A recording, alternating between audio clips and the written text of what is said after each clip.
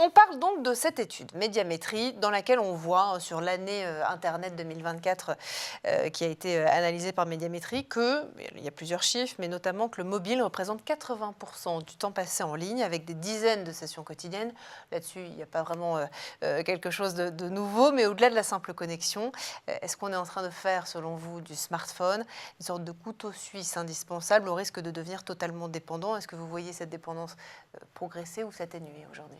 Alors, ce qui est clair, c'est que déjà, au-delà du téléphone, il y a une augmentation de la fréquentation, enfin, du temps qu'on passe à fréquenter Internet. En 5 ans, on est passé de 2h06 par jour en moyenne, tout français confondu, hein, les jeunes, les moins jeunes, à 2h40 en 2024. Donc, on a quand même une très grosse augmentation. Et forcément, puisque le smartphone est la première porte d'entrée, on passe 80% de notre temps dessus. Il est clair que le smartphone, au fil des années, est devenu de moins en moins un moyen de communication, du moins pour les appels, et est devenu en fait un petit ordinateur de poche, hein, finalement. On s'en sert pour le GPS, on s'en sert pour le divertissement, pour la gestion de nos finances.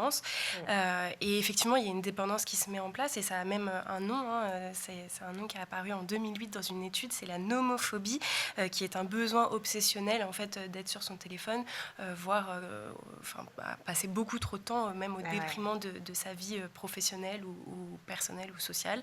Voilà, donc effectivement, c'est une tendance qu'on observe de plus en plus. Après, je pense que ça soit pour les jeunes ou les moins jeunes, encore une fois, on se rend quand même compte de plus en plus de cette dépendance et on a envie un petit peu de lutter.